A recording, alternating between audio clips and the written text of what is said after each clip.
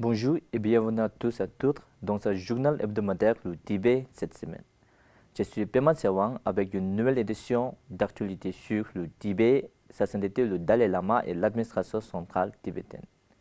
Voici les titres de cette semaine. Un moine supérieur du monastère d'Akriti au Tibet aurait disparu après avoir été emmené par les autorités chinoises. Le Sillon visite Dalhousie et termine sa tournée en Inde centrale. La ministre Nonjen Joma part du Tibet à l'université de Tarapacá, Chili. La ministre Changla Thalam Joma assiste à l'anniversaire de la fondation du Sarah College for Higher Tibetan Studies. Prestation de serment du nouveau commissaire tibétain chargé de la justice et de Narond. Le représentant Dr Tsewan Gyalpo Arya rencontre des partisans du Tibet à Hokkaido. Regard hebdomadaire, célébration de l'année de la compassion.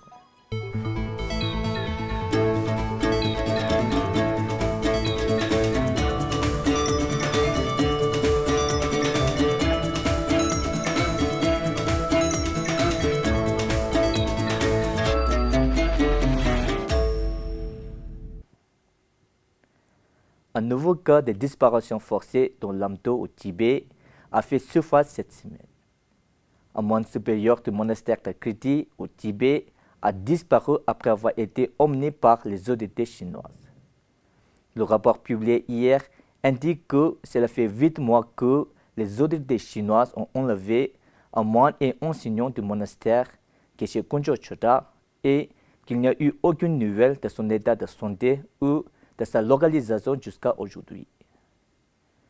Geshe Kunjo Choda a été arrêté arbitrairement en décembre 2024 par la police du comité de censure. Selon certaines sources, la police a fait une descente dans sa chambre et a emporté plusieurs comptes rendus de réunions académiques et d'autres affaires personnelles. L'arrestation arbitraire et la détention au secret de Geshe Kunjo Choda constituent une violation systématique d'un droit des Tibétains. Les cas de disparition forcée continuent de se multiplier, visant particulièrement les abbés, les enseignants, les artistes, les écologistes, les universitaires et les dirigeants communautaires avec un risque élevé de torture et de mort en détention. Le 13 août, Sejong Pemba Tsering de l'administration centrale tibétaine est arrivé à Dalhousie après avoir terminé la dernière étape de sa tournée en Inde centrale à Nainital et Delhi.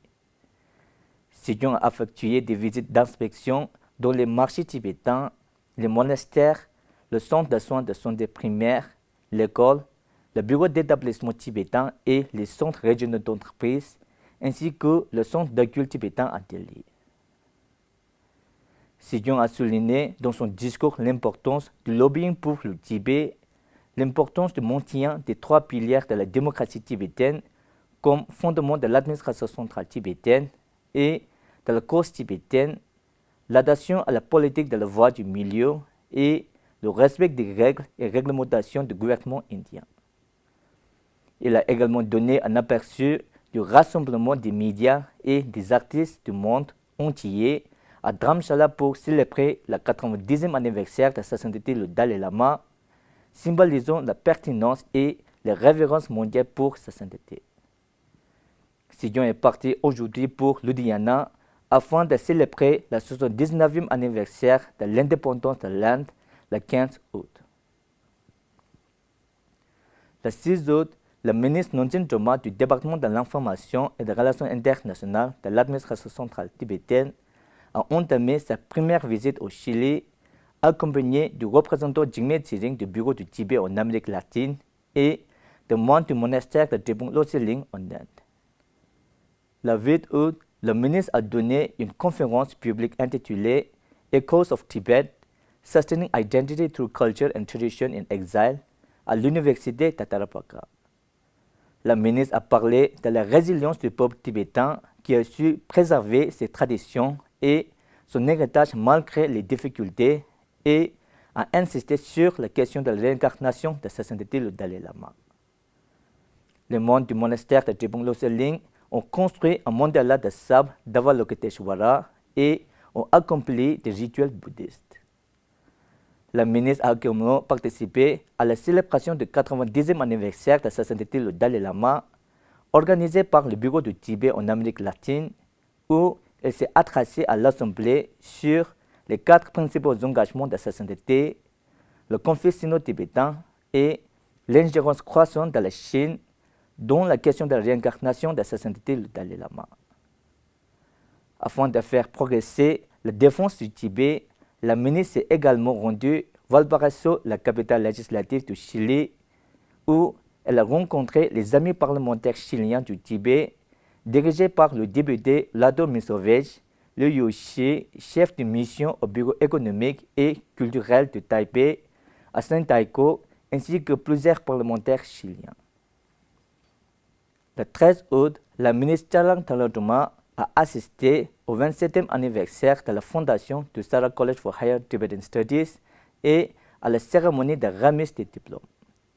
Lors de la cérémonie, la ministre Chalang Taladuma a souligné le besoin critique pour les jeunes tibétains en exil de promouvoir la langue et la culture tibétaine. La ministre a souligné le manque de liberté au Tibet et la tentative délibérée de la Chine d'éradiquer l'identité et la langue tibétaine. Lors de la cérémonie, la 3e promotion d'un master en études linguistiques tibétaines a été diplômée. Certaines facultés ont reçu des titres honorifiques et les meilleurs étudiants de l'année académique ont été récompensés. Le 11 août, Migmar Dorje a prêté serment en tant que nouveau commissaire de la justice itinérante à la commission de la justice suprême tibétaine, administrée par Yeshe Wangmo, le commissaire de la justice en chef. En cette nomination, le secrétaire adjoint Migmar Dorje était responsable du logement et des biens immobiliers au ministère de l'Intérieur et a assumé des responsabilités supplémentaires pour les colonies tibétaines du Népal, du Bhoutan et de Delhi. Dr. Tsewang Gyalpo Arya, représentant du bureau du Tibet au Japon, a effectué sa première visite à Hokkaido, l'île septentrionale du Japon, le 10 août. Il a parlé, en groupe de sympathisants du Tibet, de la vie et de l'héritage de sa sainteté le Dalai Lama, de la contribution du bouddhisme dans le monde, de l'histoire du Tibet, de l'occupation chinoise et de la situation actuelle des Tibétains en exil. À l'invitation du maire de la ville de Shimizu, Tsuji Yasuhiro, le représentant Dr. Tsewang Gyalpo Arya a visité les fermes de Tokaichi Shimizu et a étudié les activités agricoles du bureau de la ville. Il a également visité le branche Hokkaido du temple Narita-san Shinoshoji dans la ville principale de Sapporo. Dans le cadre de la célébration de l'année de la compassion, la Société suisse d'amitié avec le Tibet, en coopération avec la communauté tibétaine de Bâle, a organisé une fête du Tibet de 3 jours à Bâle qui a attiré un grand nombre de visiteurs impatients de découvrir la culture tibétaine de première main. La fête a donné lieu à des programmes variés ayant des spectacles de musique et de danse tibétaine traditionnelle, aux cérémonies de prière, en passant par des stands d'artisanat, une exposition de photos sur sa sainteté le Dalai Lama et la projection de films documentaires. En Inde, l'établissement tibétain de Ponta Chosom a organisé une session de discussion de 3 jours sur les 4 principaux engagements de sa sainteté le Dalai Lama dans divers collèges et institutions de Ponta Sahib. Ces sessions étaient présidées par Kailash Chandra Bodha, traducteur en hindi de sa sainteté. Une exposition intitulée « L'Inde et le Tibet, liens anciens et liens actuels » a également été présentée. Le bureau de tibétain de Ponta Chosom a également commémoré l'anniversaire de la naissance de feu Yashwant Singh Parmar, le premier ministre en chef de l'Himachal Pradesh, avec des spectacles de danse traditionnelle, une exposition du musée du Tibet de l'administration centrale tibétaine et un examen médical gratuit par le branche médicale. Le bureau de représentant principal, Zone Sud, le bureau de l'établissement tibétain de Monkot et le groupe de soutien au Tibet du Karnataka ont organisé collectivement un événement de remerciement à l'Inde à Chitradurga en souvenir de l'ancien ministre en chef du Karnataka, Feu Nilja Lingakappa. le représentant Jingmei Jungni du bureau du Tibet en Inde était invité principal et plusieurs ministres indiens étaient les invités d'honneur. C'est tout pour cette semaine. Merci d'avoir suivi Tibet TV à la semaine prochaine.